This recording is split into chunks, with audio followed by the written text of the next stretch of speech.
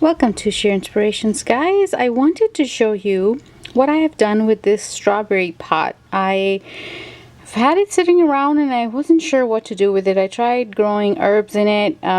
However, the drip irrigation line was not hooked up to it, so I wanted something that was easy to take care of. So what I did was I got some succulents from my trade that I went to this last weekend, and a golden potos, I believe that's how it's pronounced.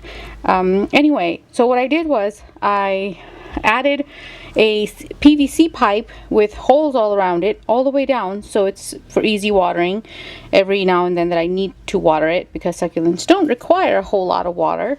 And these are all the different varieties that I have stuck into each of the strawberry pot hole.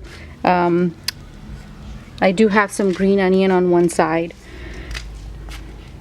that is still there.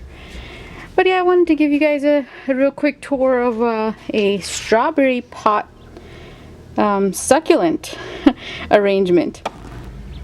I hope you enjoyed. I will see you in the next one. Bye.